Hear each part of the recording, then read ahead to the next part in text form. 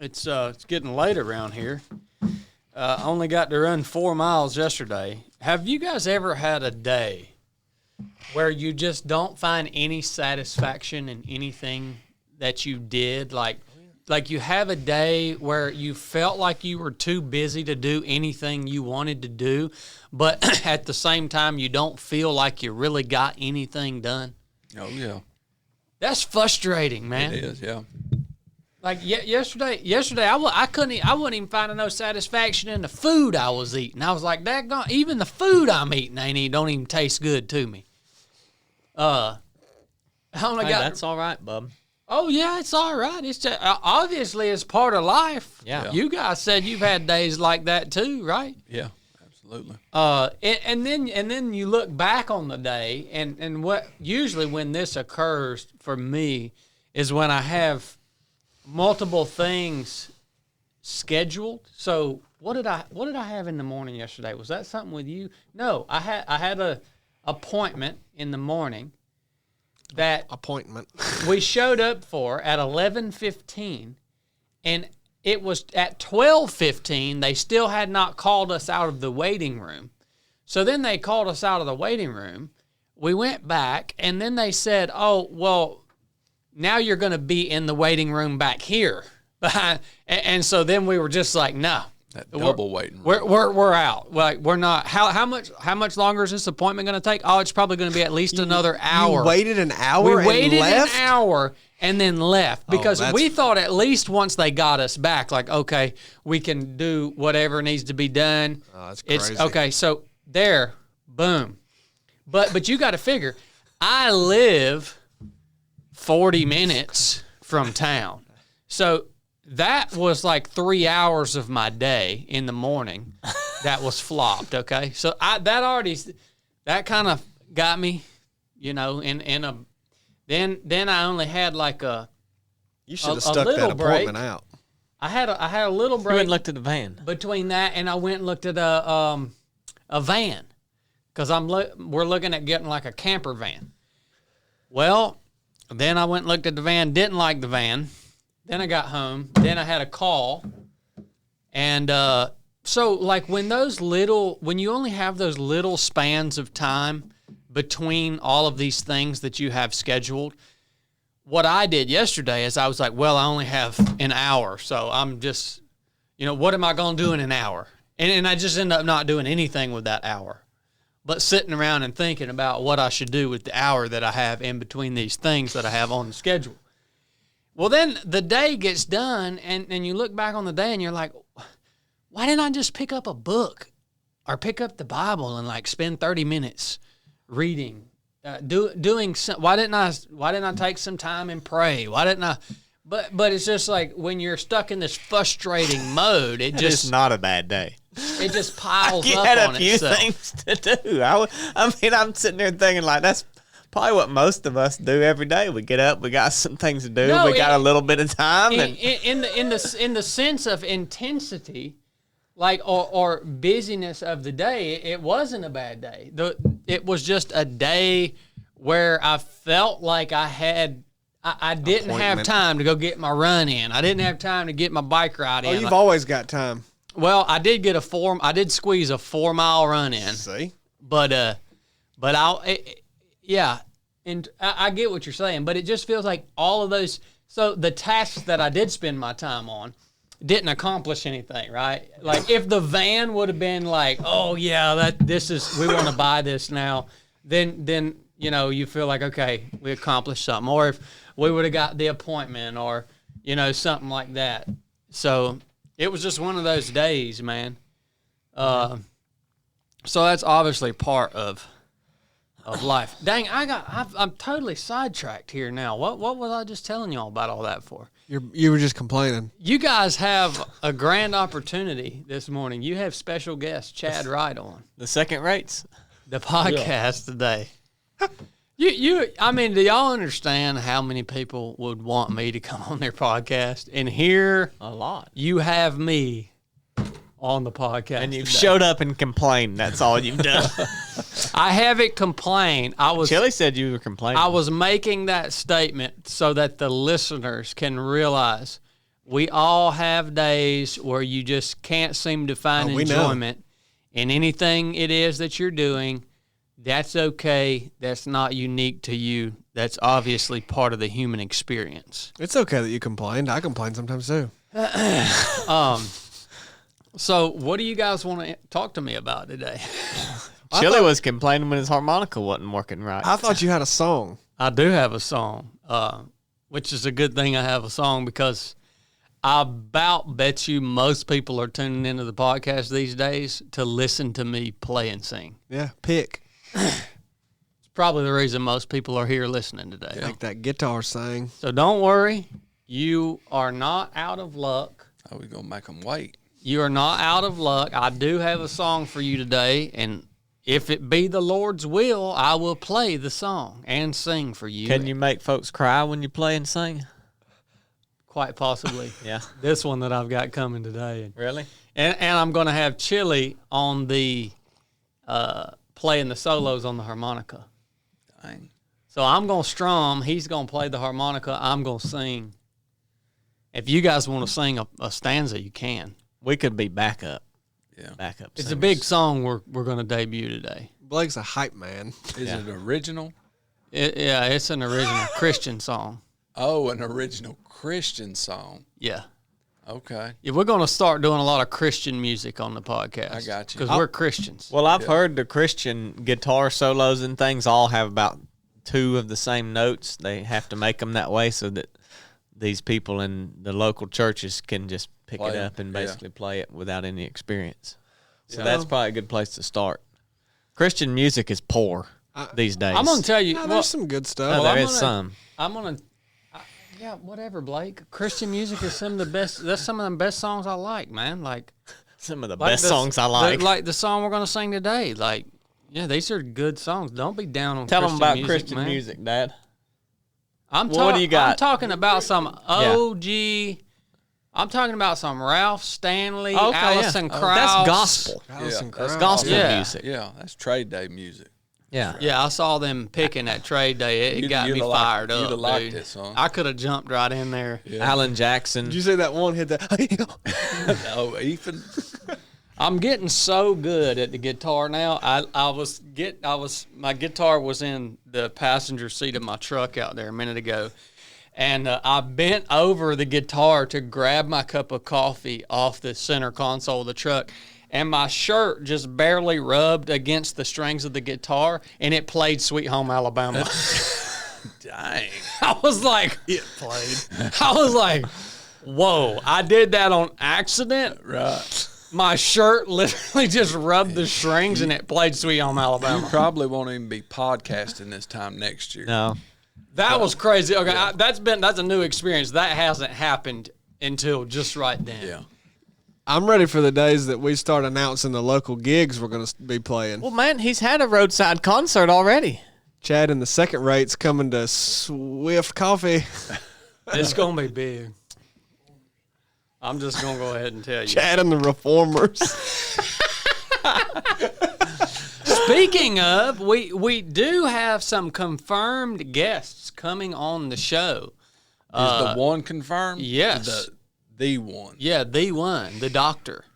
It's confirmed. We also have Pastor Brian Pierce coming on the show next week, Lord willing. So a lot of I'm looking forward to having conversations with these men. Highly reformed. Yeah, I'm only looking forward to it on one condition. What's that? Are they reformed? Oh, yeah. And I still want to get this Doug guy from Cannon Press. Oh, he certainly is. Doug Wilson? Doug Yeah. Wilson. Pastor Doug? I want to get Doug Wilson on the show too.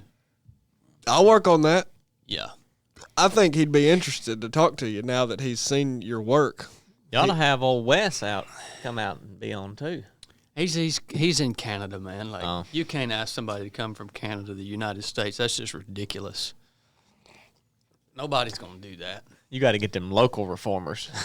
Yeah, Doug ain't local, but Well, no, Oh, he's yeah, not? but He's he's an Idaho. American. yeah, Idaho, if you count that.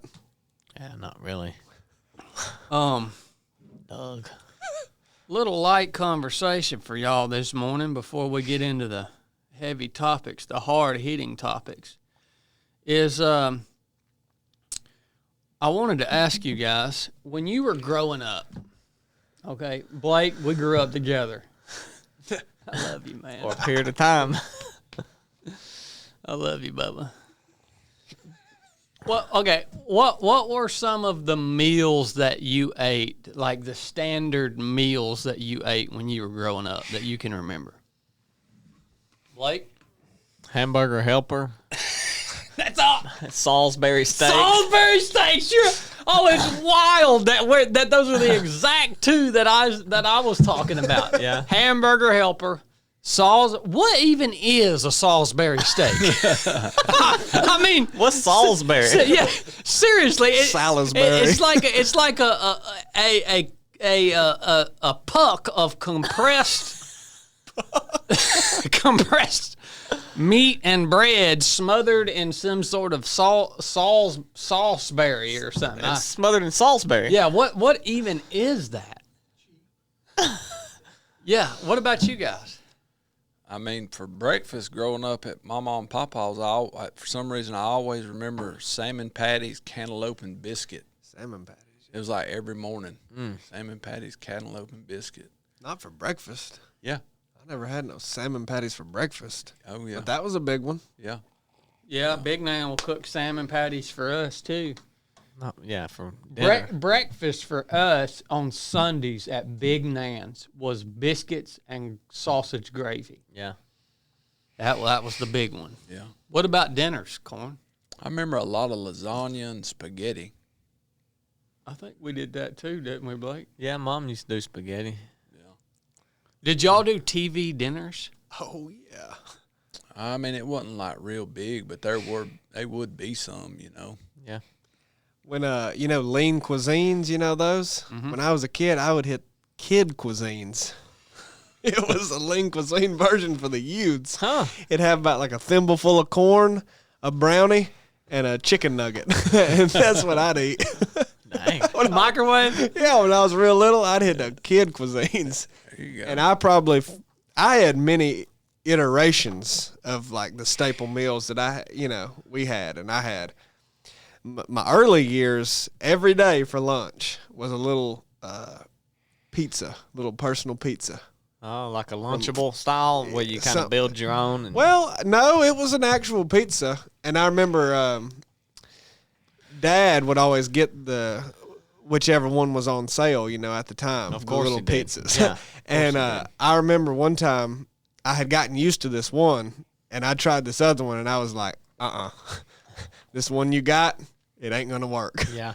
And you know what he did? He kept getting the one because it was on sale until I could finally get and I looked forward to that other one. Yeah. That was my lunch. That was a school lunch? This was at home. I'm talking about real little. Okay. Like before 4 years old, 5, yeah. Or summers when I was 4, 5, 6. Yeah. That was lunch.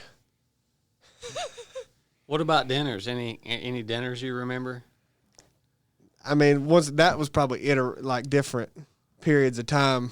There was like early life, middle school age. It kind of changed, and then high school. I don't remember what all. I mean, we'd have tacos and spaghetti and whatever else, and we were pretty consistent throughout. Really, yeah. We also had so many different. We also did all canned vegetables always. Yeah. Sometimes have a steak and a sweet potato and a salad. I don't Okay. think we did any. That's what I was wondering. That's big, isn't it? I don't ever remember eating steak for dinner. I mean, I'm sure we did, but on like really, what was Hamburger it, Dad? steak. Was it on like really special occasions? Did we ever cook steaks? It wasn't very often, was it? Because I don't ever remember having a big ribeye or nothing like that. Never. I mean, I didn't even know an avocado existed. Oh no. Yeah, man. I don't even think I even acknowledged an avocado till my late 20s. Yeah.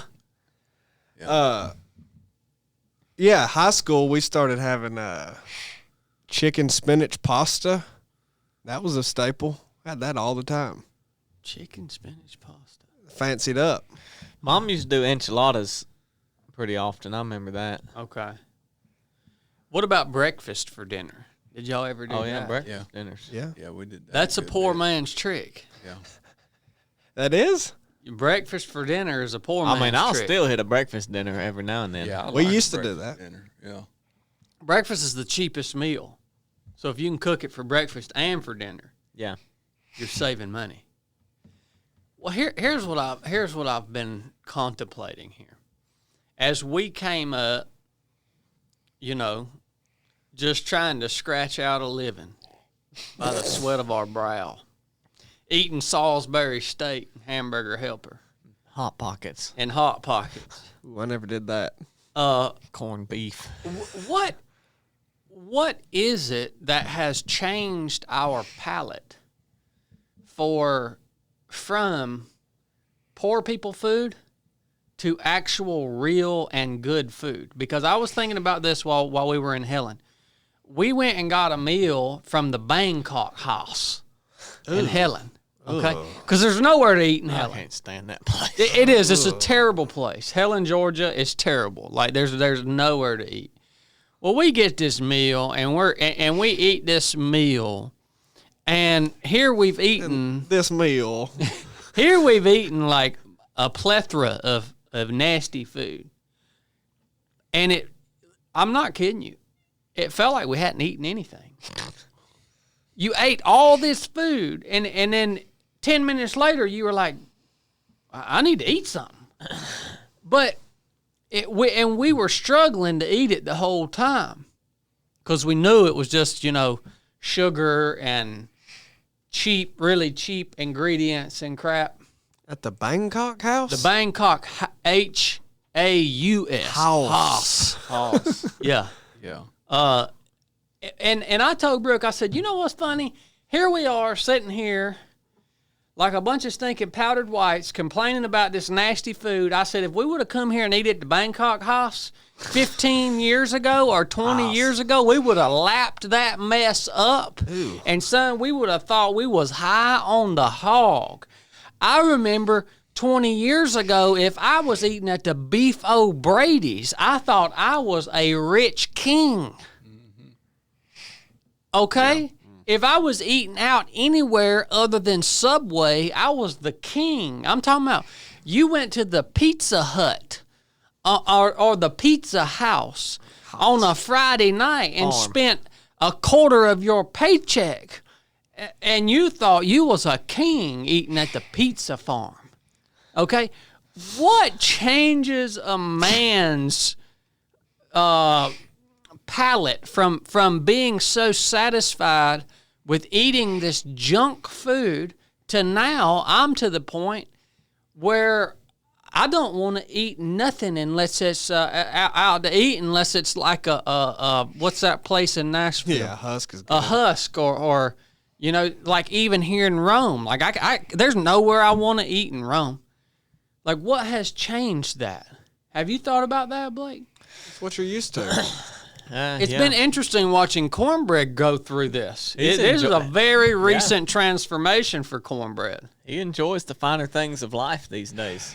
Yeah. Corn does. What was the first nice place we ever took cornbread to eat? I remember it was It was a big deal. He was upset about it. It was during a speaking engagement. We went and ate at this place that Chili picked out that was in like an old farmhouse. Oh, okay. That was was that South Carolina? Yeah. Corn was so uncomfortable. Yeah. Oh, was that the first one? I think it was. I think it was the first time. It was one of the first. It was in St. Louis, and they wanted to give me my pork chop medium rare. Oh, that was the first one. Yeah, That was the actual first one. yeah. I was like, no, can't eat the pork chop medium. But rare. it was good, Then Yeah. we hit that South Carolina place, and you walked in there like a stiff. Right. But He did. He was so bent out of shape. Yeah.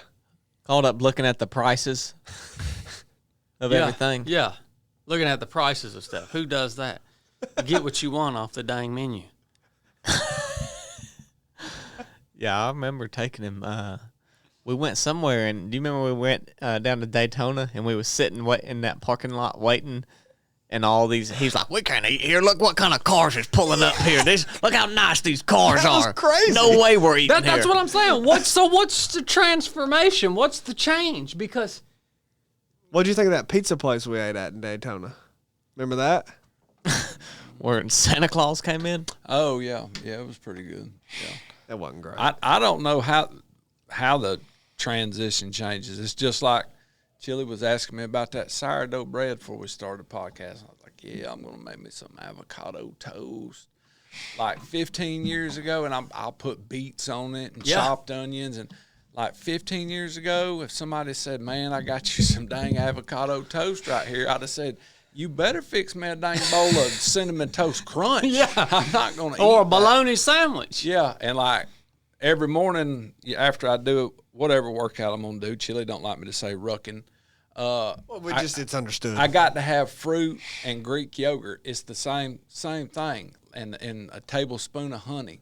Like That's pretty fresh, Bubba. yeah, it's like I don't even know why I love to eat it. Is why I eat it. Like that's what I crave. You know. What I'm Yeah, saying? but we used to crave a biscuit from Yeah. Martin's or the gas station. Exactly. But when I mean, how many gas station biscuits have you eaten in your life? Me, I've ate a lot. So Austin come yesterday and brought biscuits, and it was like, dude, I don't want a biscuit. Like I got my yogurt and my fruit. And before, years ago, son, you bring me a Bojangles biscuit, we about to have a time. We're gonna eat that together. You know what I mean? Yeah, I know exactly what you mean. Me and Brooke lived off of Panda Express for probably a year and a half while we were living in Chula Vista, California. Yeah. Lived off of Panda Express, and we thought we were kings. I guess I hadn't lost that. I mean, I still like a McDonald's or something. You know what I mean? Yeah, I still like it. Like you hand me a McDonald's, Yeah. I'm like, ooh, that's good too. But like on the average, that's not what I crave at all. You know? Well, I think you don't know what you don't know. And when you eat that stuff, you just say, Salisbury steak, like, that's going to be big. Yeah. We're about to have a good meal. And then you have something that's good, and you say, dang, that's a lot better. And I actually feel a little bit better after Yeah. I've ate that. Yeah. Then you go eat a Salisbury steak again, and you just feel like laying down and going to sleep. Yeah. Bogged down, and Yep. you have the means to eat better, and You're getting 'Cause it's at- you're getting at- expensive. You're getting at the conclusions that I've come Boy, to. it is. it's expensive to eat right and to eat good and to eat fresh things. It costs a lot of money. Yeah, it should be your number one expense Yeah, in your life, yeah, it's expensive. without a doubt. It should be your number one expense is the food you're eating. You're getting at what I think caused the transition for me. It was location and money. Okay?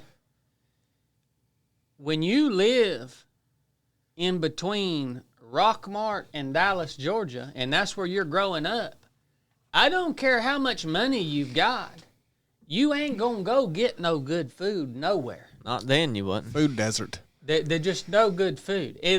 Rome's about the same way. Yeah, But but also when you live in San Diego, like me and Brooke lived in San Diego, and we didn't have enough money to eat anything but Panda Express. Well, then you're living in a place that's full of great food. It's available, but you don't have enough money to experience it. But when you reach a point in life where you have the money and the location, and those two things come together, it changes your palate completely. And you begin to want to eat things that are good. yeah, You know what I mean? yeah, I think that's the two components. I really do. yeah. I'd agree with that. I can see that. We really ain't in the place to have to be able to eat that way, but we eat as good as we can around here. It's just what you get used to, man. You know, like you, Yeah, for sure. you You can't be used to good stuff when you don't have the money or the location to do yeah, it. yeah. So you're just used to the crap. I might get me a good Salisbury steak. Yeah, Hungry Man or something like that. Hit Yeah. that on the way home. You know, I remember one time we were, That cellophane off the top. I guess I was probably in middle school, and Mom poured out a can of Jolly Green Giant green beans into the bowl to boil it, and out come a rat. Yeah, in the can of beans. A full Sealed rat. can of beans. Full rat in there. She could have made millions right then. Actually, yeah. Full rat. Wow. Yep. We ate it because that's all we had. But And the rat. but we didn't want to. We were over at Mom's the other day, or no, it's been probably over a year ago, and Brooke was cooking cauliflower, which is a finer thing to be eaten, you know. That was nasty. And she gets down a bottle of olive oil, covers the cauliflower. No. Canola oil. Was it canola oil? Yeah. Canola oil, because that's all Mom had. And we all get to smelling something. Terrible smell.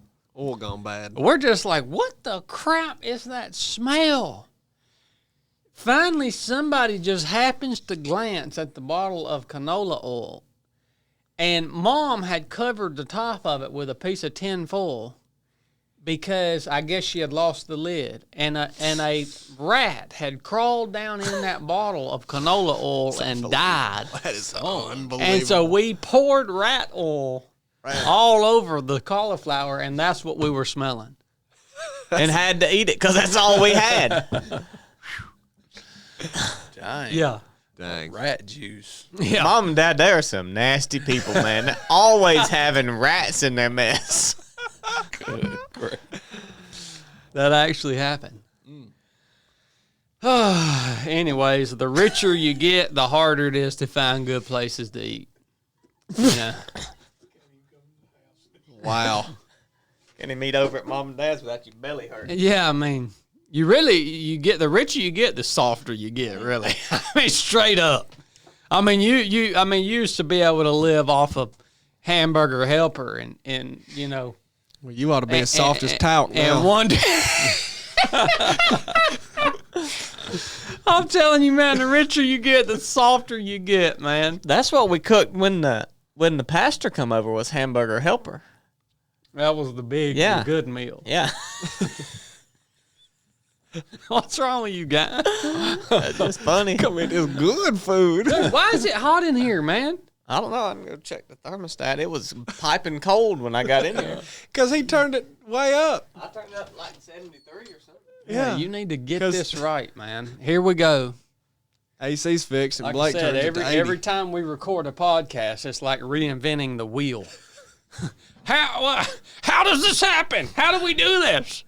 We've only done it twice a week for the last 5 years and 400 and some odd episodes. Well, if you'd find us a good office, we'd be able to set it up. This is a great office, man. Now that we have some air conditioning. So, today's episode brought to you by HOIST. Yeah. Well, that's outstanding. If you guys haven't heard of HOIST, it's IV level hydration. Got everything you need in it to keep you going further, faster, longer. Calcium, potassium, magnesium. Made in the USA. 0 preservatives. Pairs very well with coffee. HOIST is an amazing company with an amazing product. And if you get outside, you sweat, you run, you work. We don't really do manual labor anymore. But if you did manual labor, HOIST would be a great benefit to you. Yeah, check them out at drinkhoist.com. Got 70 calories. I've used it for years in all different environments, and it flat out works. Sits well with your stomach, tastes good, is good for you, hydrates you better than water. Drinkhoist.com. HOIST, thank you for making this episode of the 3 of 7 podcast possible. Hey, man. I asked Corn yesterday, speaking of manual labor, if I was like, I'm blue collar. That's what I said. I said, I'm pretty blue collar, you know? And he said, "No, Bubba." And I said, "What?" I said, "You can't call me white collar." And he was like, "Yeah, you're tank top." That's what he told me. Yeah. He said, "You're not blue collar, you're tank top." Now, come on, that's disrespectful. He ain't even got now collar. That's true. Yeah. He's not rich enough to be white collar yet. No. Yeah, you can't call me white collar, but So I mean, he's- I'm blue collar. You're definitely not blue collar. The only manual labor I've ever seen Chili do was he loaded a Rubbermaid table in the back of my truck. That brown one? I couldn't believe it. He made a big deal out of it too. He came here. I finally got that table stuffed in the back of your truck back there. He made a huge ordeal about it. Yeah. You could have licked that day. Didn't you? He really did, man. I bet he slept in that next morning. My collar got rust on it. Yep. Son. Oh man. Well, boys, it's good to be back with y'all. Y'all got anything you want to ask me about? Anything been on your mind that you might want advice about or anything? No, I mean, I think I'm good. You've been on a long pull. You have been on a long pull. Well, I'm about to tell you guys some stuff that you need to hear Okay. that you don't know you need to hear yet. How would we? But I'm about to tell you guys and everybody listening some important stuff. Okay. Who won? Did y'all talk about who won last week? On the podcast? No, the Ruck Challenge. Who won? On Monday? Before I get into my We didn't talk about it what I Monday. want to talk about here. No, we didn't talk about it. There's Okay, a big update. I saw some guys put in some big miles I'm on the talking- Ruck Challenge. Big miles. Two guys in particular. Last week was most distance in the week, 30 pounds. Number 2 was Blake Alvey. Oh my gosh, he didn't get it. He didn't get number No, one. and man, it's been exciting. You can ask Chili to I literally watch, get to watch excited all watching the spots. Really. Oh, yeah. You know every. All spot, Blake cares really. about is last, and But- all Chad cares I about is sat behind first. I like the whole. But Blake Alvey had 202 miles for number 2. He got second. That is a lot of dang miles to put in a week. 202.8. Wow. Tom Brennan, 216.2. Oh my gosh. with man. a lot of dang elevation too, by the way. Yeah, those were your top 2. Blake did most of his on the track. Good bit of it, I think. He done a good bit of it on the track. Yeah. Which is its own type of misery in its Oh, yeah. own way. I mean, Monotony. you put in 20 miles on a track. Yeah. I mean, you better have something you're real interested in your headphones. Absolutely.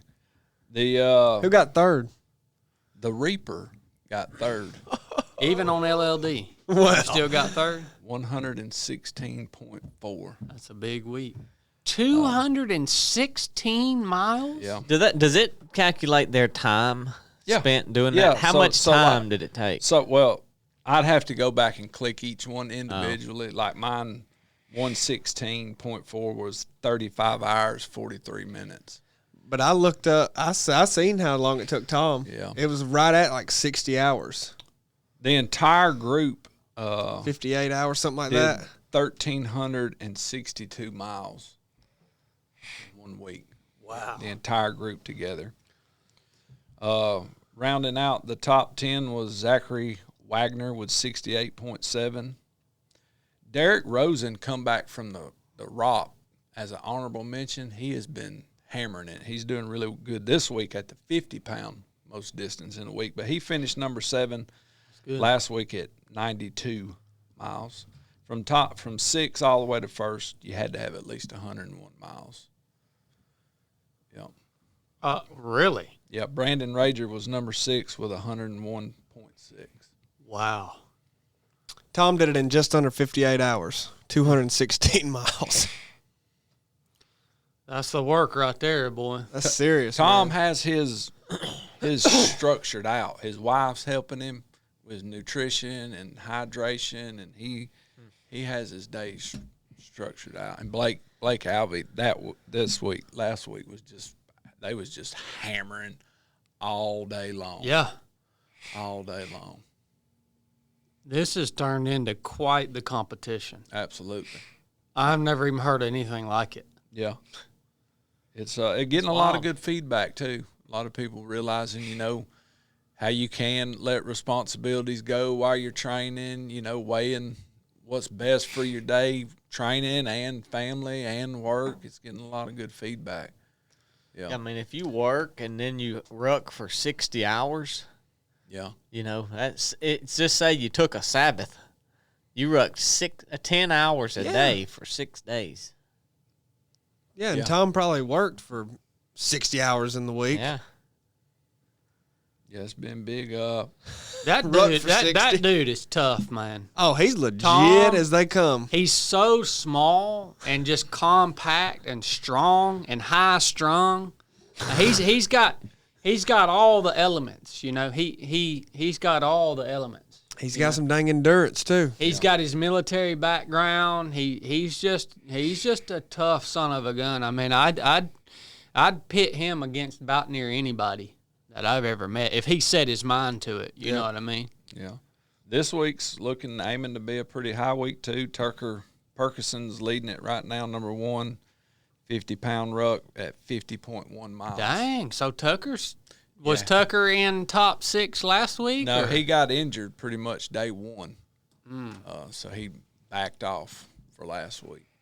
Okay. Yeah. There's some strategy, there may be some challenges that if you're getting too beat up, it ain't even worth it for you to ruck it all, Right. Like if you're trying to get the most points, it's a 10-week challenge. So I think you're seeing some people push at certain times and pull back at others strategically. So that's interesting. Yeah. Tom just seems to be hammering the whole thing. The whole thing. And Blake Alvey. Yeah, Blake too. Yeah. That's impressive, man. 216 miles in a week. I mean, I don't know, man. This whole thing's got me wanting to enter into this. He did 100 more than me, and it like to shut me down. You got put on LLD.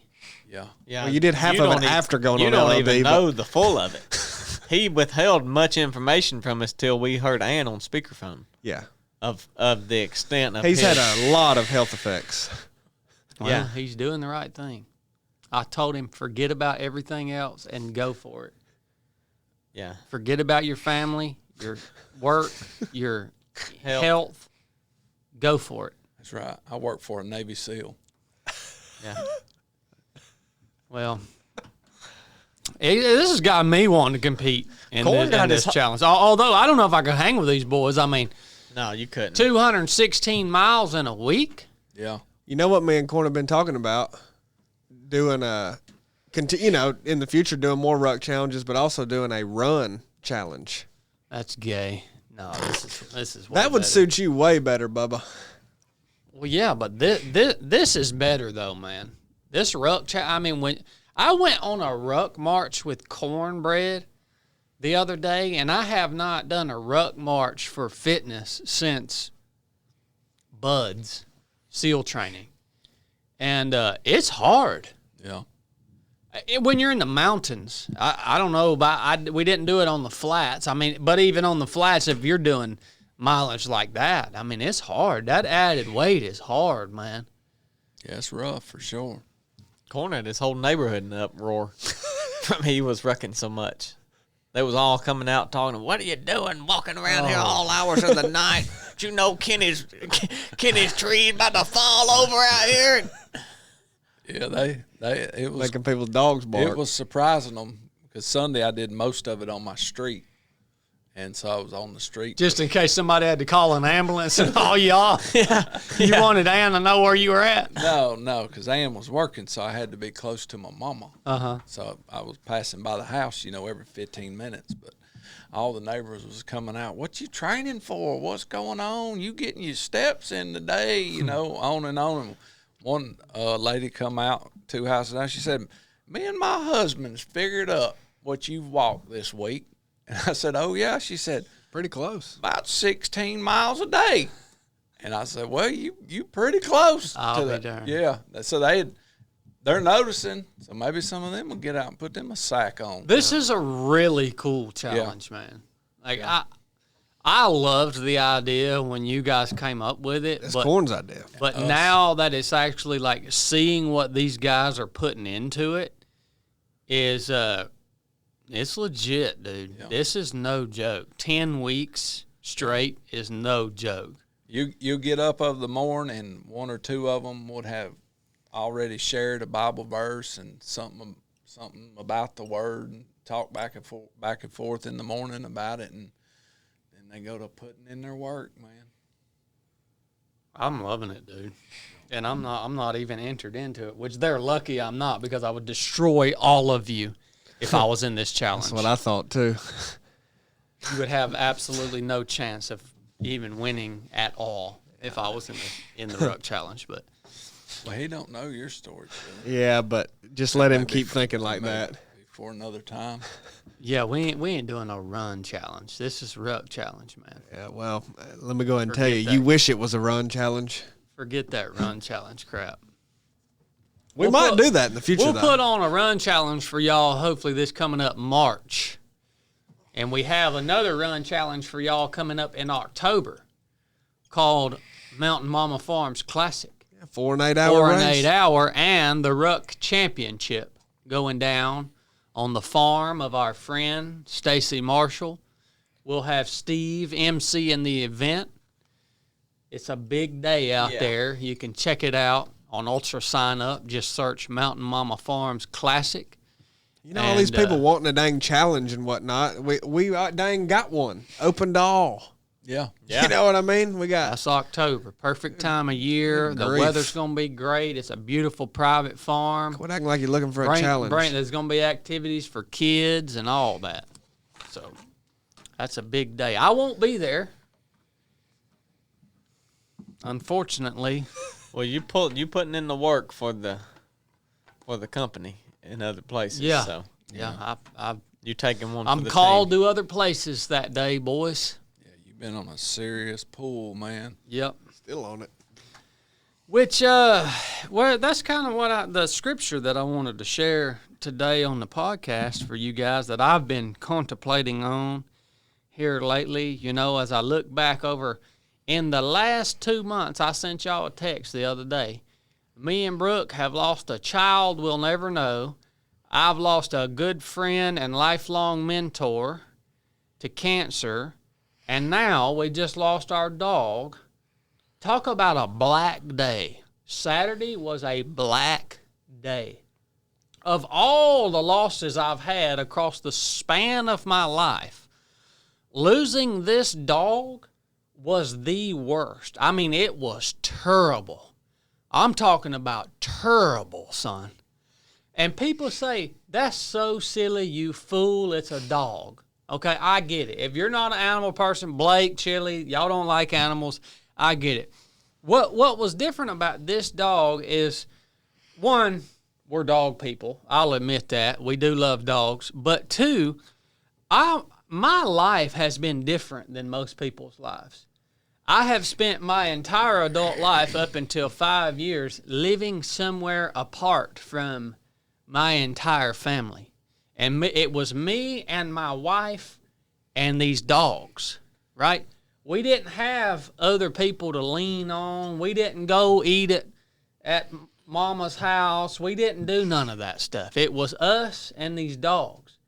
And this particular dog we got before we were married, and as Brooke was going through her addiction, she attributes basically her survival to this dog because she can recall so many times when she would or when she didn't take too many drugs because she knew she had to get up and let this dog out that she loved.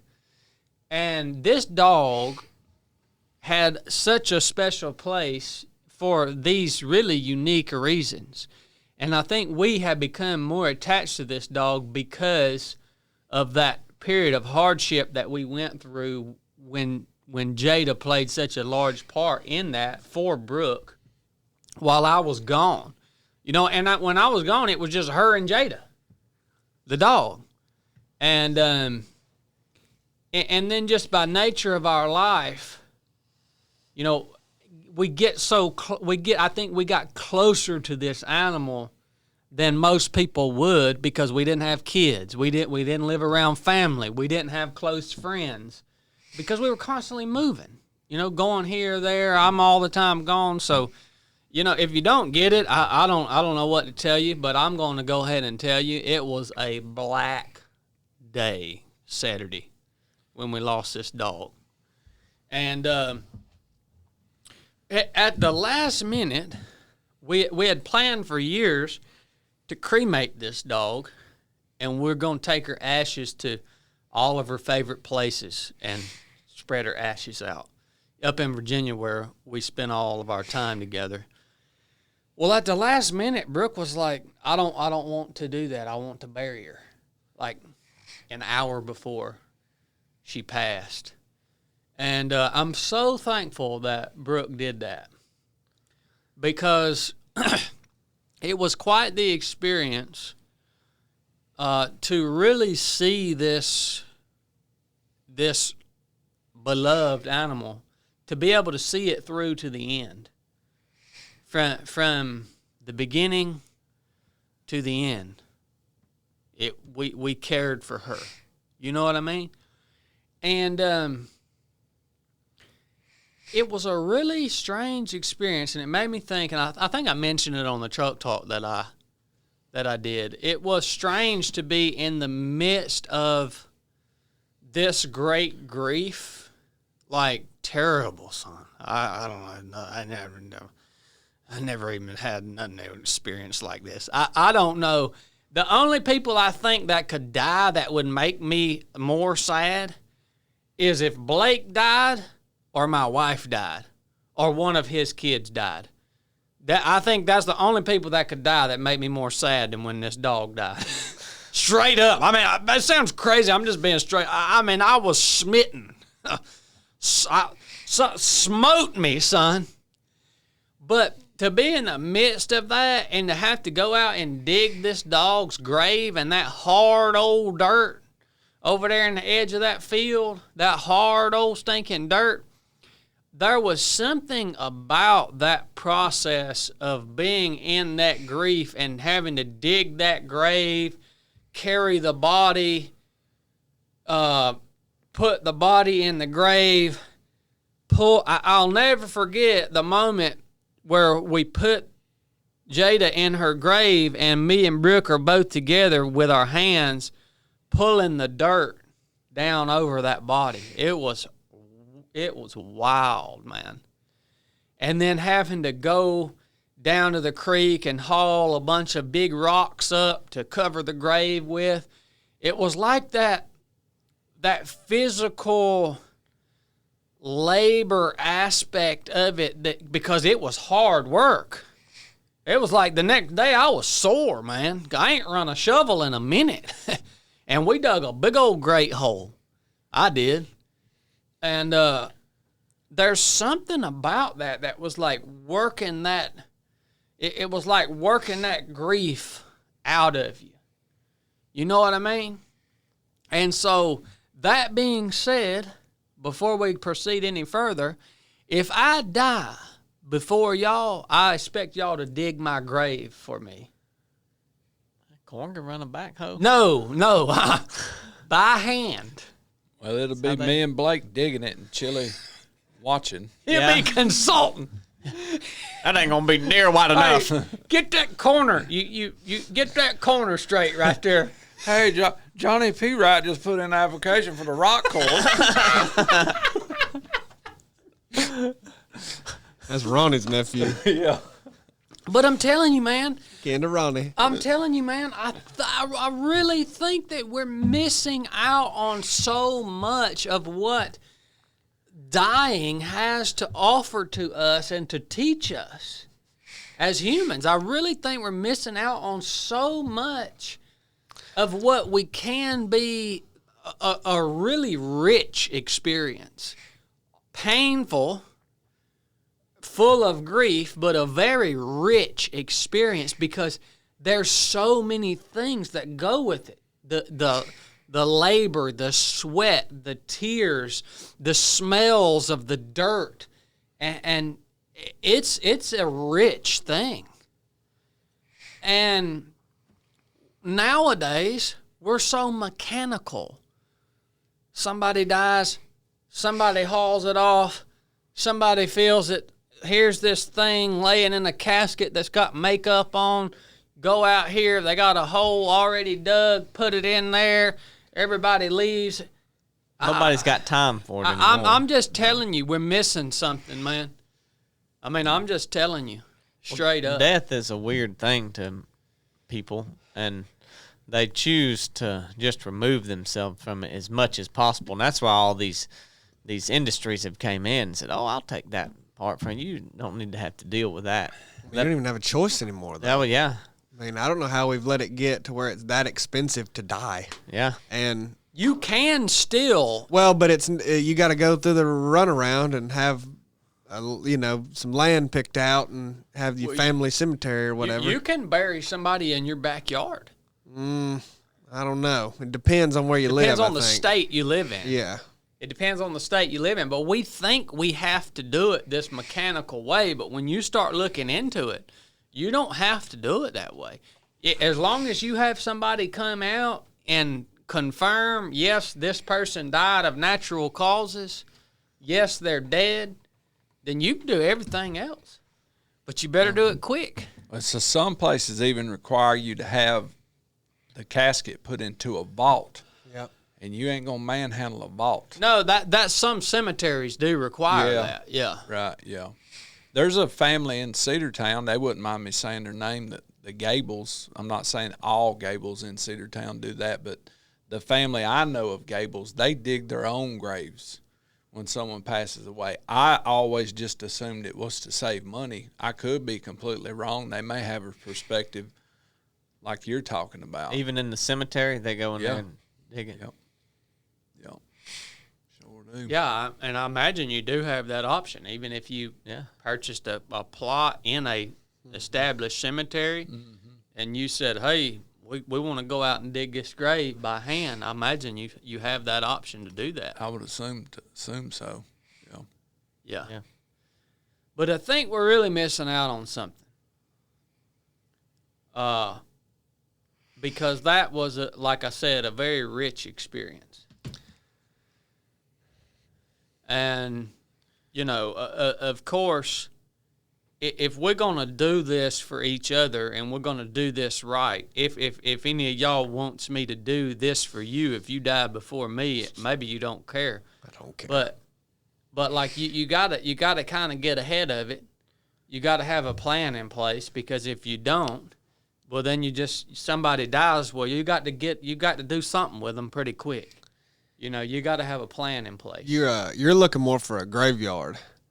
Like if you get, I would really. One of my life dreams is to purchase a piece of land, even if it's just for the purpose of a family and friends cemetery. Well, a cemetery, there actually is a difference. I did learn this. I had to look it up just to refresh. But a cemetery is just, your typical where you bury a bunch of random people together, an established place. Cemetery. A graveyard is when it's typically attached to like a church.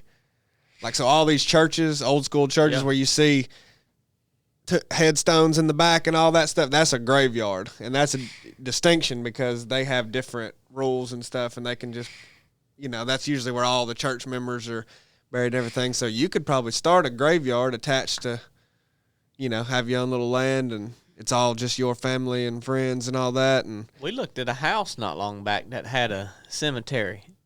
A graveyard. Ooh, well, it wasn't part of a church. I wouldn't want that. So, but it had something where some folks was buried, and you didn't own that. Like if you were to buy the house, you wouldn't own that land, and you have some sort of requirement to keep up the grounds of it. I don't know what the standard of the maintenance was, but you don't own it. No, but it was staked out, like it had pins, and part of it came into the driveway and kind of sectioned it off and had some headstones there. and you have to allow the people to come visit if they want to. Yeah, Chad's graveyard would be all for reformed, but Well, I used to think all this stuff was silly, like like what are you gonna go sit by somebody's grave and this and that? So, well, me and Brooke over the last few days have spent many hours out there sitting by Jada's grave. And I don't know. How do you guys feel about this whole cremation thing? I mean, just your personal feelings on that. I mean, as far as You don't have no problems with it? I don't. as far as how you feel about it, I mean, like if it's okay or not. Well, I mean, is it okay? Is it something you would do? Is it you? I think me and Blake are in pretty lockstep with all this stuff. I don't have any, no, it's not wrong to get cremated or whatever. Or like some people are afraid to burn up your body and all this stuff. No, your body going to decompose either way after you die, and I don't give a crap what you do with me because I'm dead. Yeah. That's my thoughts. Yeah. All the way around. I'm sort of the same. Yeah. Right. Well, but the things that we're talking about here are for the growth and the benefit of the ones who are still alive. Yeah. Obviously, you're dead. It's just like I'm talking about the ones who are still alive. We're missing out. My personal opinion on this cremation thing is I think it's a bunch of bull crap. I think that we're missing out on so much richness by just sending this body off to be burned up somewhere. And you guys have heard me say in the past, we have these traditions, old-time traditions around death of providing an opportunity for friends and family to see the body in an open casket, digging the hole, burying, covering it up, having a place there where the body lays dust to dust, right?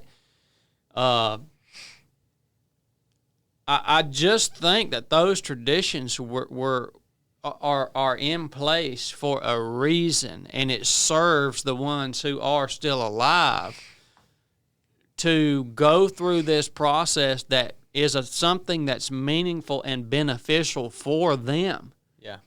Not only in forcing them to contemplate their own mortality, but for giving them the closure of, here's the body. We're taking care of this to the end. Yep. This is someone we love. We're going to close the loop on this here. I just don't see how when you whisk the body away and burn it up in a furnace that there's any closure in that loop. I mean, death is a strange thing. Yeah, you think that this person's not this, or for us, this dog's not here anymore. But we know the body is in the bottom of this grave because we put it there and covered it up. Like it closes the loop on it. I just think that was done that way for good reason. And of course, like so many things, we just buck the things that are the way they are for meaningful purposes for the sake of our own convenience. Well, I'm sure it got blowed way out of whack too when business got involved with it, and when politics got involved with it. Like I'm sure you was talking about having a land. If you had an acre beside where you live now, and you just started burying folks there, the county and or the state's going to show up and say, Bubba, you ain't talked to us about none of this. What in the world is going on?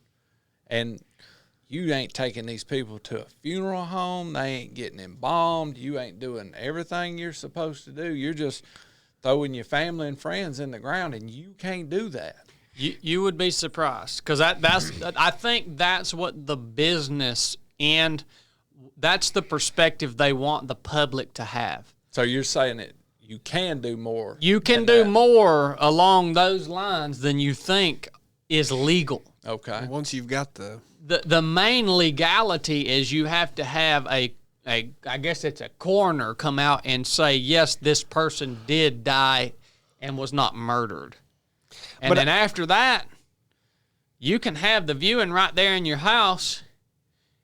And depending on the state you're in, you could bury this person in your backyard. But I'm confused about what you want, because on one hand, you seem to be saying that you think all these traditions are good, and like, you know, you do the whole process and embalm them and you view them and all this stuff. No, I don't want the embalming. But now you're saying that like you'd rather just get that completely out of it. You have them die right in your house.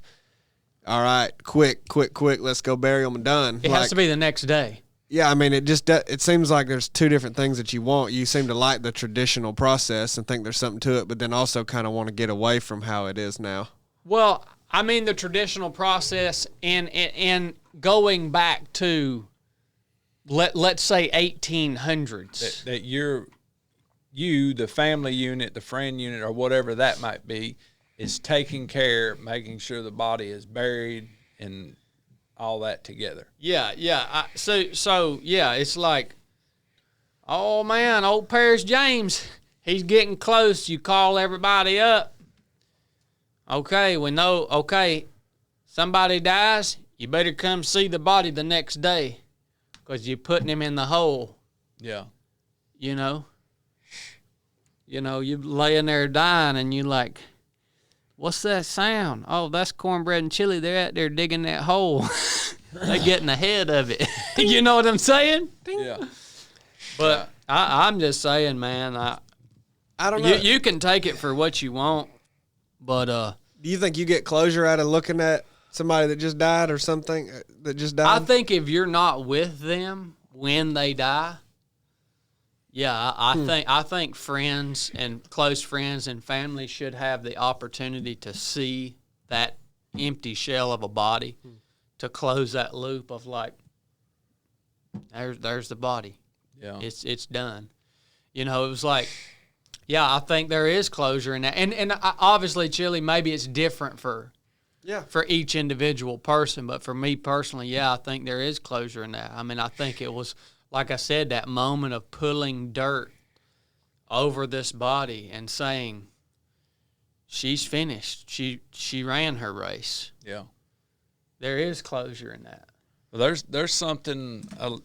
Have any of y'all ever been a pallbearer? I'm sure James probably has. Yeah, I was a pallbearer There's for Dawn. something to that too. Like there is. I mean, I've been a pallbearer for just about everyone in my family that has passed away, and there's something to it, some type of closure, some type of, even for yourself, I'm helping to get this done in a respectful way. There's something to that too. I remember my grandfather and grandmother both are buried. What'd you say, at a church? It's a graveyard. Yeah. So it's a graveyard where they have old Civil War graves.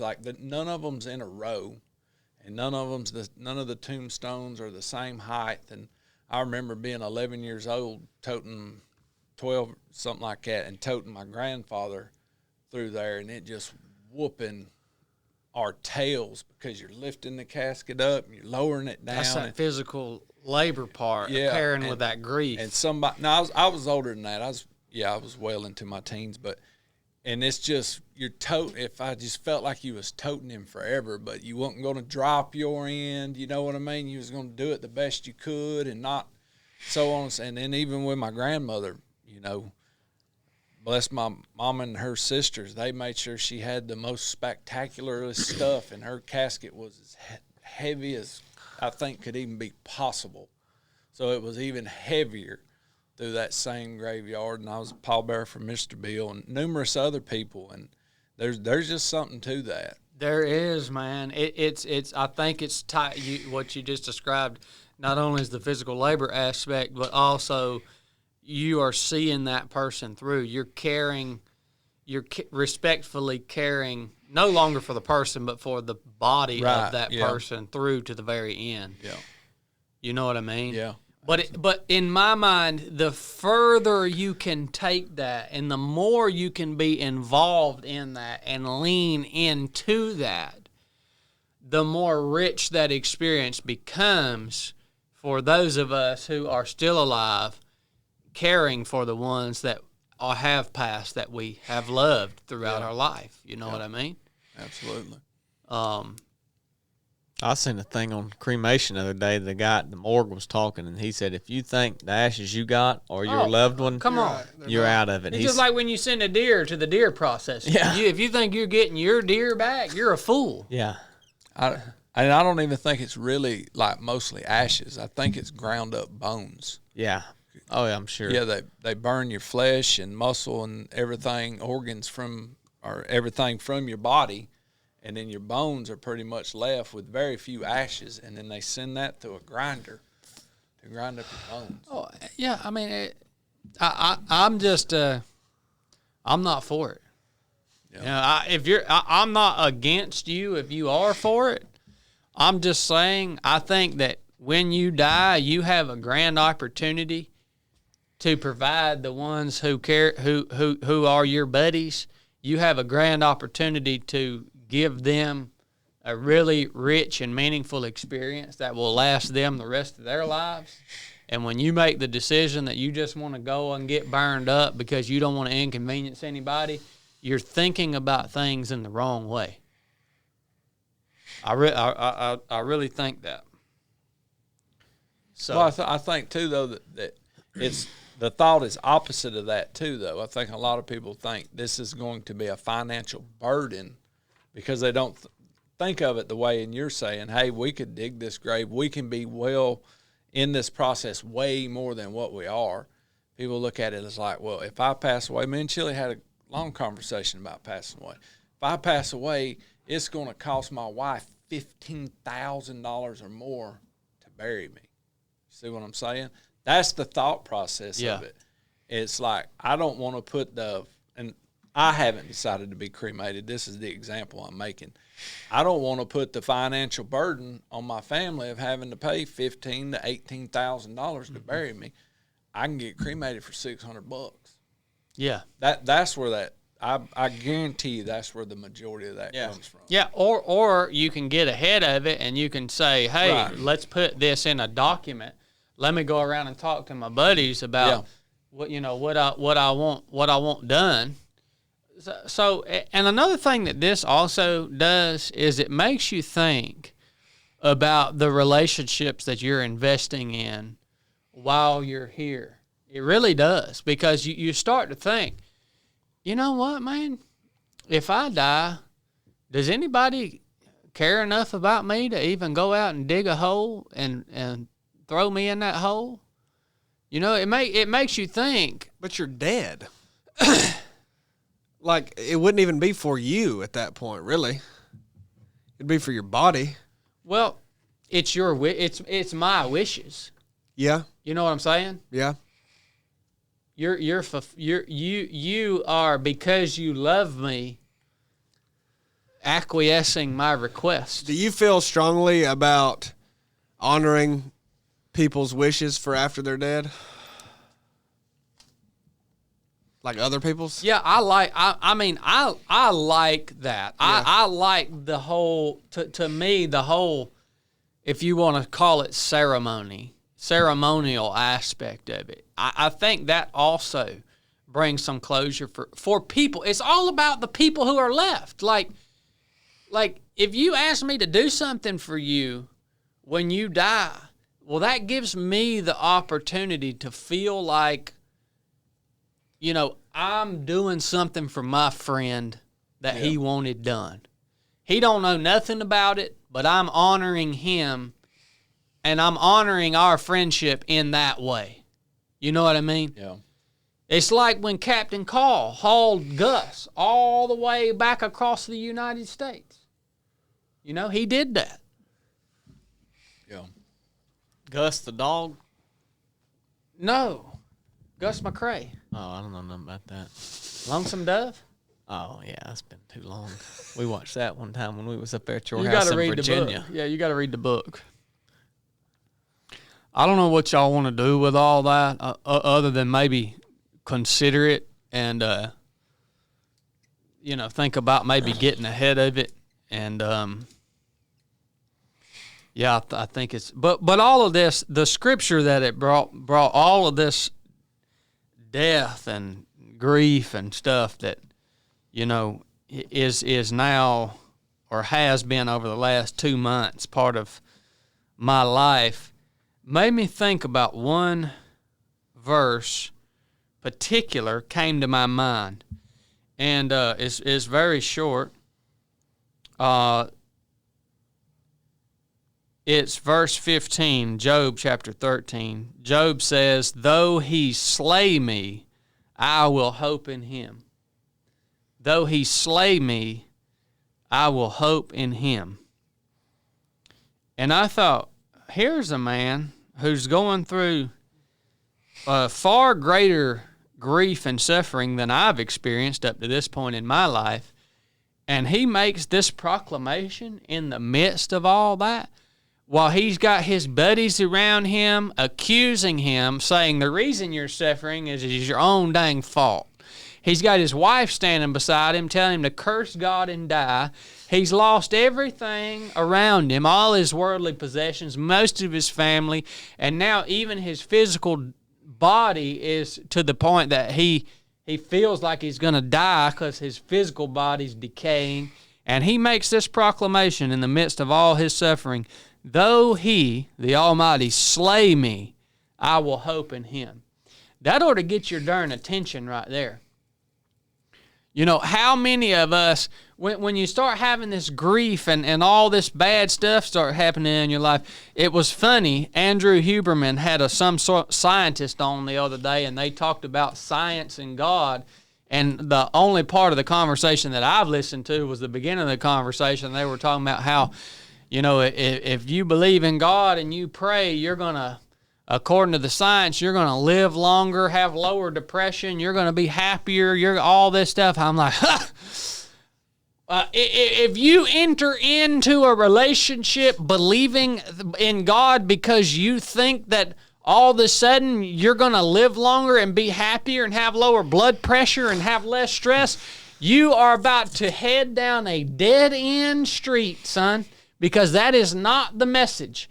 If you are serving a God that promises you all of this peace and joy and happiness by the world standards during this life, well, you're not serving the God. You're serving a demon. That's who you're serving. But for a man to be able to make this proclamation, I said, how on earth, because you're experiencing all this grief, you start saying, good night, man.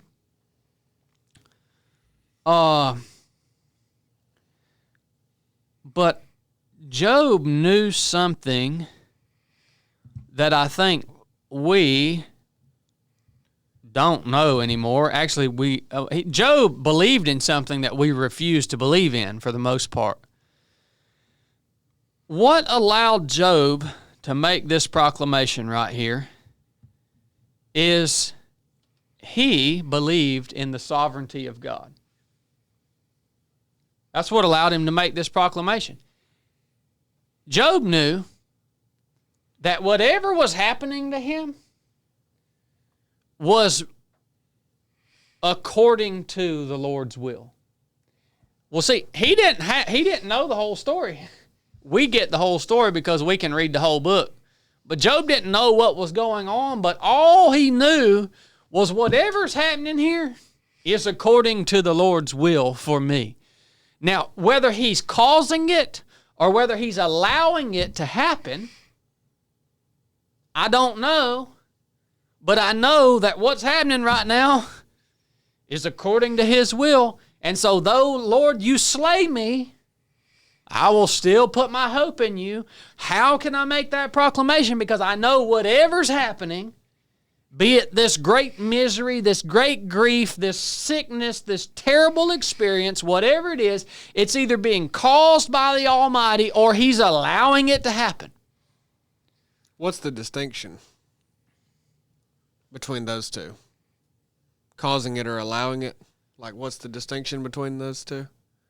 Well, I think if you cause something, it's like you're intervening, right? Even if basically what I'm saying, Job knew that there's nothing that's happening that God couldn't stop from happening. In other words, if you look at it from, just bring it down to the human level, humans make decisions and do things that are meant to be evil. Hitler meant to be evil, right?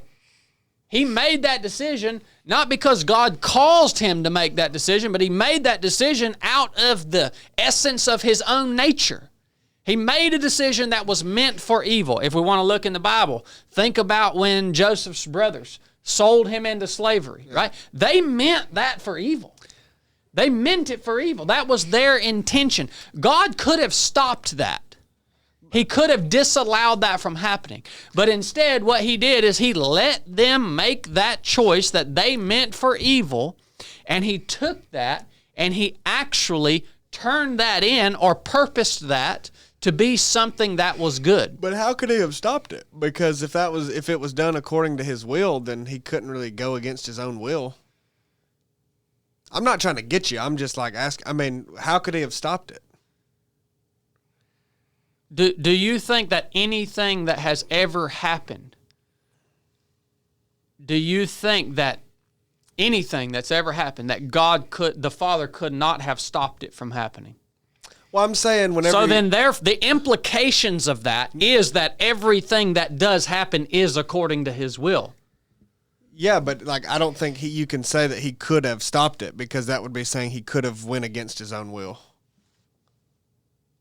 Well, I see what you're saying, but what I'm saying is that if there would have been something that was going to happen that he stopped from happening, then yeah, everything's going in the direction of his will, right? All the time. So he's saying there's two options: either he can stop things, or he's sovereign and he doesn't have to stop things because he's sovereign. Yeah, but ultimately everything's going in the direction of his will. But the thing is, again, human freedom. We can make choices. We can choose to do things that are meant for evil. We see that in Scripture. We see that in our own reality, right? But I think I said it the other week on the podcast, our freedom is limited. In other words, we can't actually make decisions that are against basically that would change or divert from the will of God. That's how Job made this proclamation, is because he understood this. You know what I'm saying? Yeah. And we just how else do you say this in the midst of great suffering unless you understand that what's happening to you is according to the will of the Father? Yeah. This is and it's like, I think when we read this most of the time we think, well, Job was able to make this proclamation because he was a man of great faith, and it was his faith that allowed him to make this proclamation. But I think he probably was a man of great faith. But what we see in the whole book, this whole book is basically Job, as he goes through here and he pleads his case before God, he's not saying, God, I think this thing that's happening to me is happening to me, and it's apart from your control. Like, he's saying, I understand you're in control of all this that's happening to me, but he's saying why. He wants an answer. The answer he wants from God is, why is this part of your will for me? That's what he's asking throughout the whole book. Why? Lord, like, why is this your will for me? And God never gives him the answer. Yeah. He never knows. Finally, when the Lord shows up, he basically just says, who are you to question me? And what my will is for you. And that's the only answer he gets. And Job, after that's basically, he's just like, okay, yeah, you're right. I'll shut my mouth now. Yeah. But I think that what we're supposed to take from this, one of the things that we should take from this is, at least that I took from it as I go through all of loss and suffering, and I will continue probably to go through it, throughout the rest of my life if the Lord lets me keep living, is that all of this stuff that we're experiencing, none of it is like it's not the devil sneaking up on you under God's radar and causing you some sort of pain.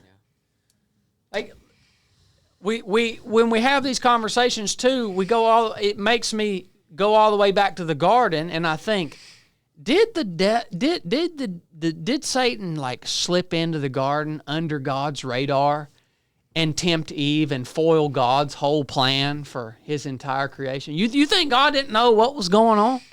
You think that the Father didn't allow that to happen? I mean, do you? No. Like, do you think there's ever been anything that happened that surprised God?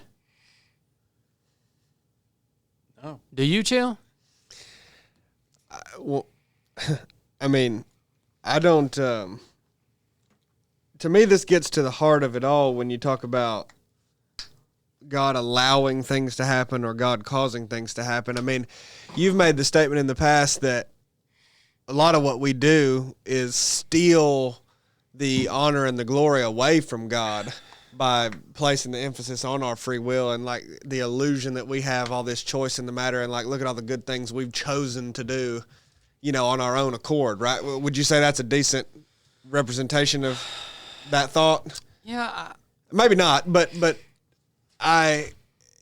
the thing is like when you then talk about sin entering the world, the very beginning, did that catch God by surprise? Well, no, I definitely don't believe that. But especially according to that line of thinking, I think you have to believe that he caused it. Well, then because it was according to his plan. Like, if that hadn't happened, or a version of that hadn't happened, then the whole thing couldn't have happened. The whole saga couldn't have happened with Jesus coming to redeem us of that sin.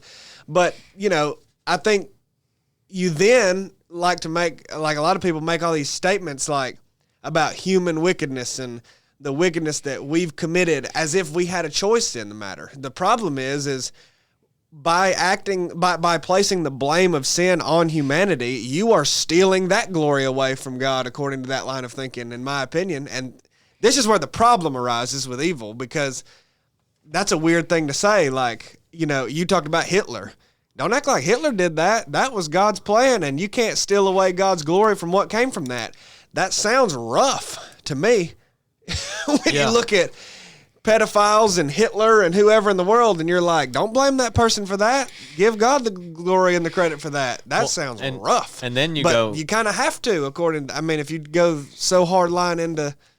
You go further too, and you say, you talk, as much as we hate to talk about it, like the predestination, you say, well, it is fair that God can choose these people and not those people. But then you say, well, if he caused everybody to be sinners because of his initial prayer or his initial plan, and then he just chose to save these few, then you go into and say, well, if he caused me to be a sinner because of his plan and then didn't pick me, how is that fair that he picked the other and the fairness? And I get then you want to look and go, well, it's not fair, and like, how can you question God? Right, like, that's true. But if you are forced to do something, we can't then start talking about how we're responsible for our own wickedness. Yeah. Because in that scenario, no, we're not.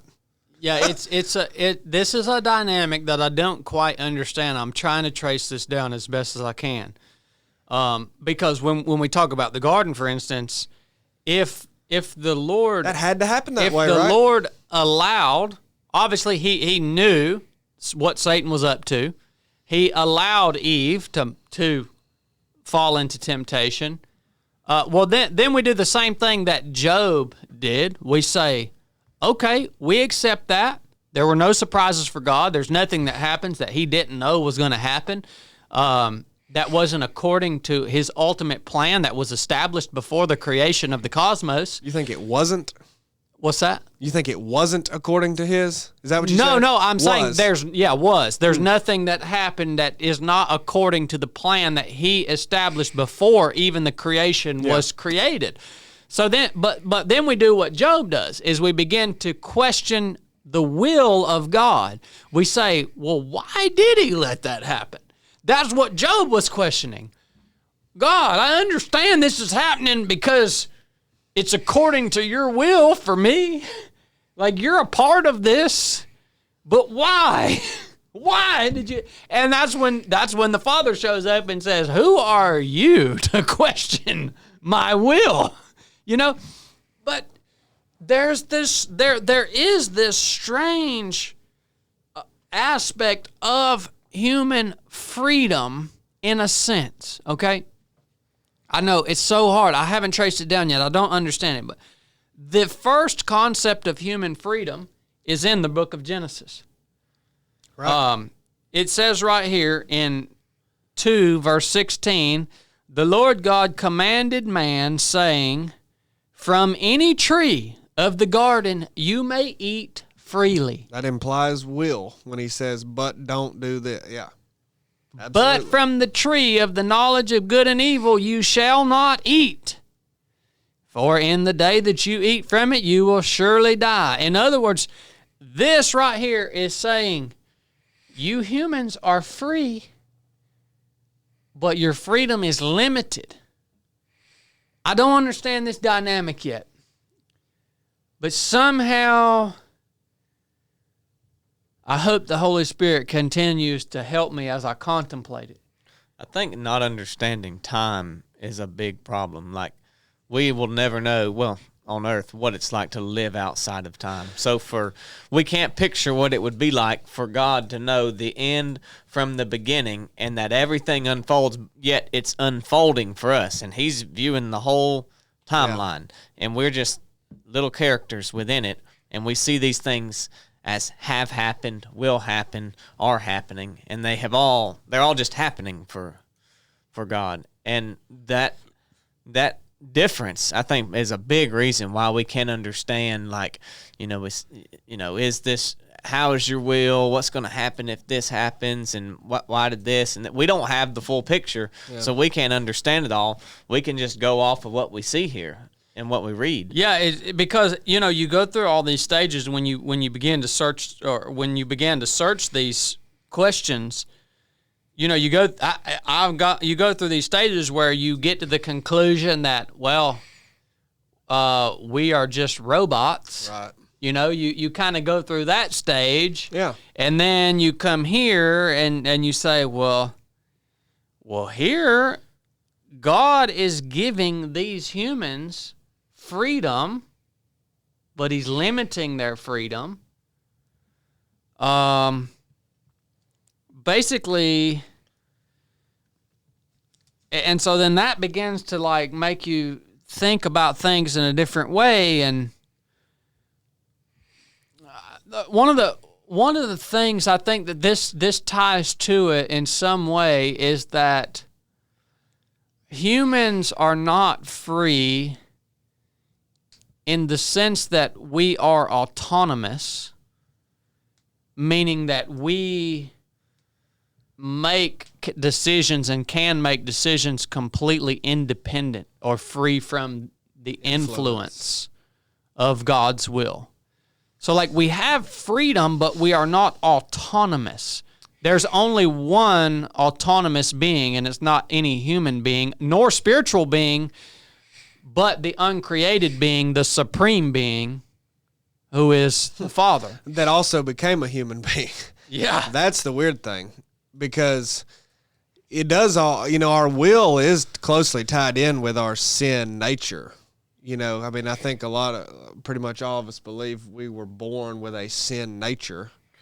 But sometimes you have to rethink that a little bit whenever you're thinking about all this, because it's a little bit confusing, because you would say, well, Adam and Eve were not born with a sin nature. But me and Blake talked about that the other day. But now we are. And like, in a way, we look at sin as a necessary component of humanness. Like, to be a human, sin has to be present. But it doesn't. Adam and Eve were humans without sin for a time. Jesus was a human without sin. Like, you know what I mean? But he was fully human. Adam and Eve were fully human. I don't think they were not fully human before the fall. They were. So it's not a requirement for human. The interesting thing about Jesus, though, is he was born of a virgin. Yeah, but still, I mean, he was like... He was fully human. If you call him fully human, well then, okay, you can go... fully human, had no sin, so that must not be a requirement to be a human. But I wonder if that, because he was not, what do they say, the progeny of man. Yeah. I wonder if that isn't what gave him the ability to inhabit a human body and have the choice to not sin, is because he I've said that before. It's a complete theory. But you think we have the choice to not sin? No, I don't. But do you think Adam and Eve had the choice to not sin? So that would be what me and Blake talked about the other day. Because they weren't born. They weren't exactly. They were not. Yeah. They were not brought into. They were created, and they were not brought into this existence under the curse. So were they? You know, and Scripture compares and contrasts Adam with Jesus. Even calling Jesus the last Adam. Yeah. And so did Adam have the ability to live out his life without sin because he was not under the curse? Was it Jesus and Adam? You know what I'm saying? I thought about something the other day too. Like, you know, one thing that is interesting that we never address as the church is, what about all these millions of people who have lived, be it Native Americans or be it people who, primitive people, who've never heard about Jesus? What happens to them? Because we can start thinking, like the other day on the podcast, Corn, you said, we were talking about something about reprobate mind, and we talked about, you know, we can start thinking, why are people condemned to hell? Is it because they chose not to accept Jesus Christ as their Savior? It can't be that. What about all these people who have been condemned to hell, who never have heard or had no even inkling of Jesus Christ? Why do we never talk about this? Can you reject something that you've never heard? Exactly. So it can't be that. Well, you could argue that you could. You never chose it. I mean, it would be because you weren't afforded the opportunity. But that seems really that doesn't go along with logic. Assuming it's fair. Yeah, I mean, that's assuming it's fair. We've done a lot of assuming it's fair, and then we've rethought that. So that's one thought. But like, I agree. That seems like a problem. And also, you know, I think it's in Romans that it says no man is without excuse, talking about God manifests himself through creation. And I thought about this. That implies a will too, but I thought about this when we went to Kenya, and we were talking with the Maasai people that still maintain their tribal origins and everything and live in that manner. And I was asking them about, you know, what did you guys, like, what was y'all's religion before someone told you about Jesus? Real similar. And yeah, and they were saying, you know, we believe there was one God. We believe that he lived up on the mountain, and they believed some certain tree was like holy, and that's where they would go worship him. And you would listen to that and start to be like, oh yeah, that's far, that's not it.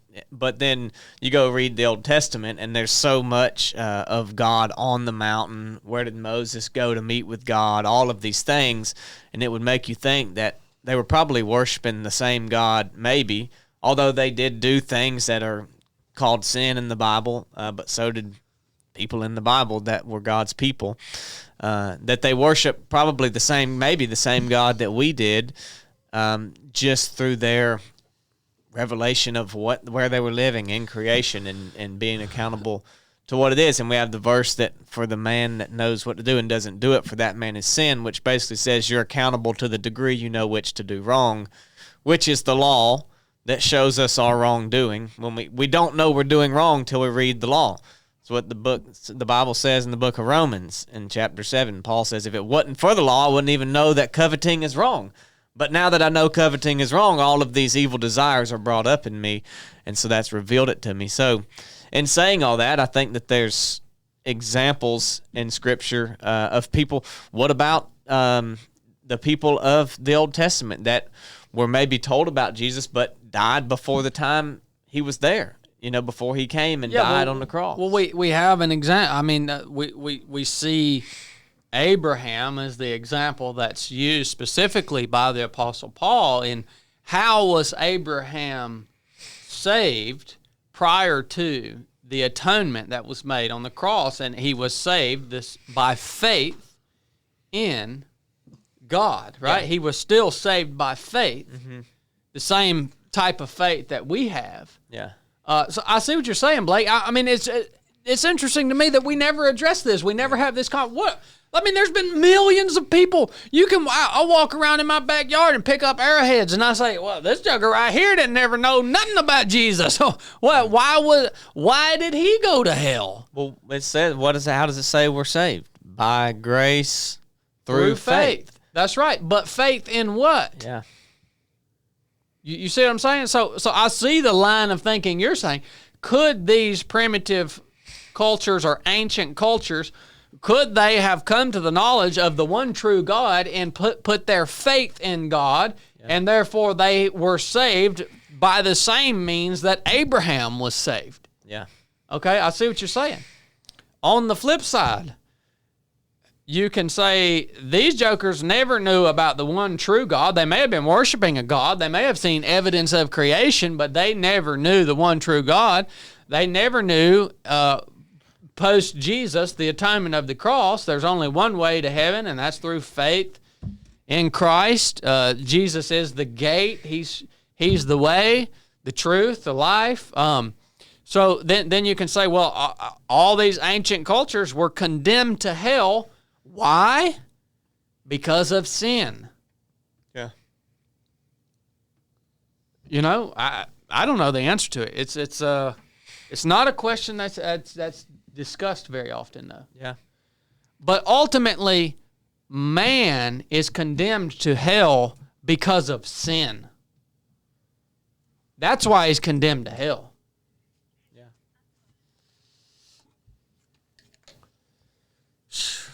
This is where we go deep on the podcast, boys. That's why we got to have these PhD types on here. If you just had Data Mike today, he's got all he knows everything in the Bible. It had been over 30 minutes ago, bub. Yeah. That's what I want to discuss with y'all today. Now, Chili, you better get warmed up, Bubba. Got that construction book. He pulled out his plans, ain't he? Oh my gosh. Oh, you better I just tuned this baby up last night. I'll tell you what, Dad, when this guitar... Well, that's fine. I'm playing, man. They can give me more super chats when I'm done playing. Now, look. Yo, you putting the capo on? I got to capo this baby up, son. Wow. Ooh, yeah, a little bit more down. There Wow. you go. There you go. That's how I Chili, play you it. getting tuned up or what, man? I'll tell you what, Dad, when this guitar gets out of tune, it just don't sound right. You know what I'm saying? How's that sound to you? About the chord of G, Chili. About the chord of G. All right.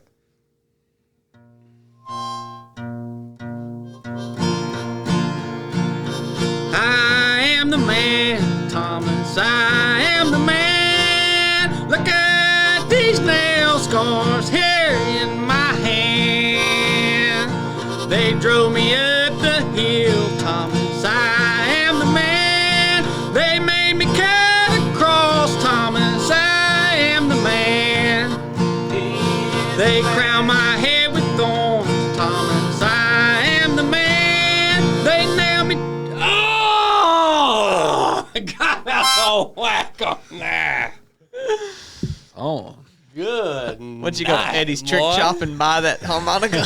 I couldn't even hear you over there, Oh, man. they heard it. Okay. yeah. Those are recorded separately. We got that out of a cereal box.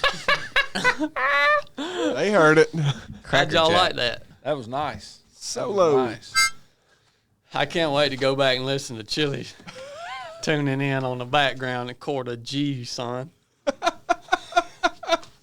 Hey, I got this off of that homeless guy. did you? Remember at where was that? In like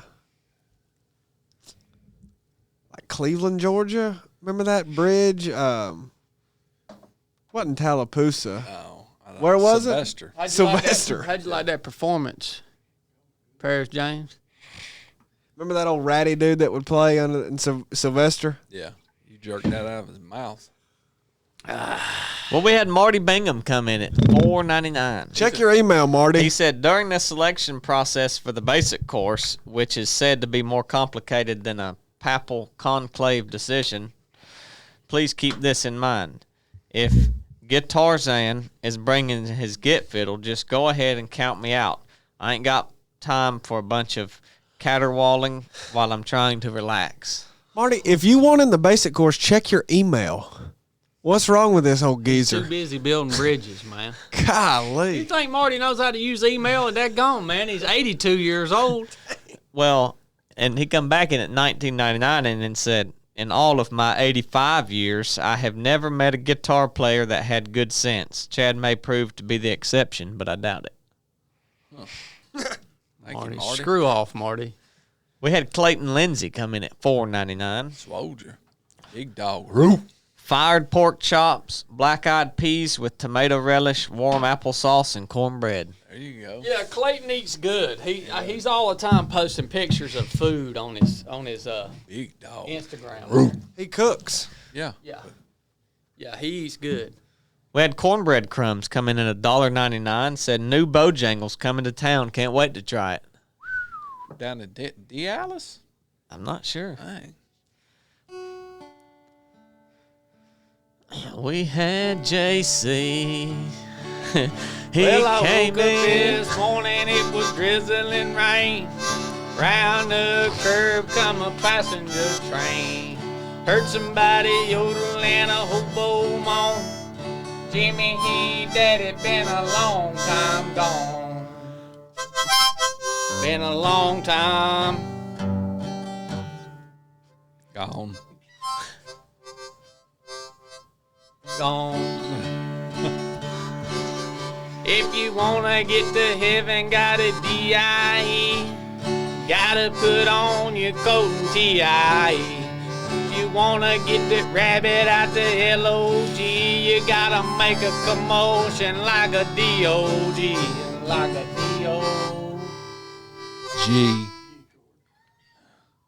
G. Like a D.O.G.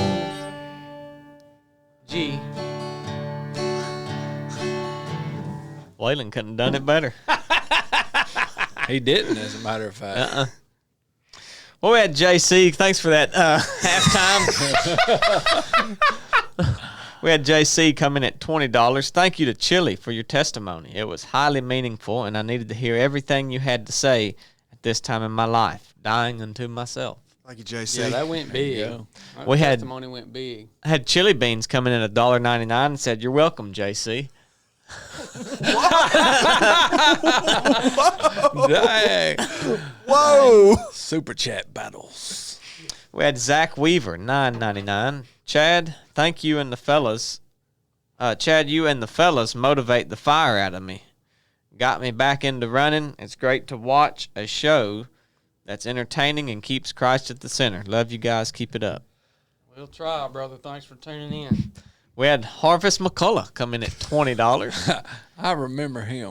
It says, this super chat is sponsored by Tree Packing Pete's 1995 PKC World Coon Hunting Championship.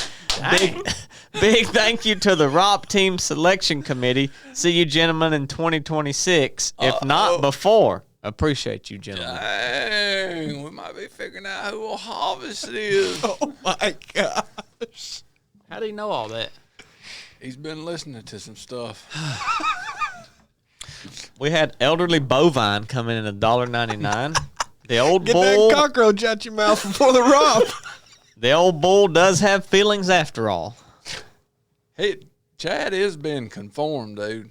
Like as he was talking, I was like, man, To the ways of the world? No. He's being transformed. Transformed, yeah. Oh. I was like, this joker right here is changing right before our eyes.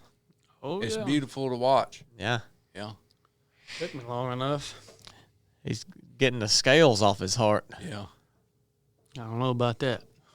Blake the Jake, $1.99. Gobble, gobble, gobble. Wow. Thank you, guy. We had Rise the Hog Steve come in at $49.99. Good night. Oh, what's his name? Rise Rise. the Hog Steve. How's the hall? He said, so whether you eat or drink, whatever you do, do it all for the glory of God. 1 Corinthians 10:31. Keep fighting the good fight, brothers. Ride the hog, Steve. His name is Rise the Hog, but in here he wrote Ride the Hog. So, You reckon he rides a motorcycle? That's what a hog is. Yeah. yeah, I bet he's not riding the animal. Wonder if he's reformed. He ain't. He should be. Yeah. Then Cornbread Crumbs comes in at $1.99 and says, is it Ride the Hog or Rise the Hog? Who is this guy? These folks are getting wild in the super chat. I don't know. I think I know who Cornbread Crumbs is. Then we had Rise the Hog Steve come back in at $4.99. Said I misspelled and can't make the correction for 14 days. Thanks, YouTube. Ride the Hog. I mean, they're literally paying to talk to each other. That's big. They don't even have nothing to say to us. That is awesome. Then Cornbread Crumbs comes back in at $1.99 and says, what kind of bike you got? Let's ride. This is about to tick Chad off. He's about to shut it down. That's crazy. He'd be more okay with it if it wasn't 99 cents, too. He always gets mad. Then we had Morning Sinner coming at $9.99. When someone knocks at my door, I know that my dog is going to bark. Does this rob my dog of the choice to bark? Look, guy, you just being an idiot now. Just shut up. Good night. Then we had Gatekeeper, Radio 347. He's a good one. $9.99. I really enjoyed the testimonials. Love you guys. Keep up the good work. See y'all 1025. Thank you, Paul. There you go. All right. That's it. That's it. All right. Good. Well, See you, Harvest McCullough 2026. Got your bracelets on. You going to talk about it? Just mention it, Blake. I did. Look at these. all right. We love y'all. Thanks for tuning in. Enough said.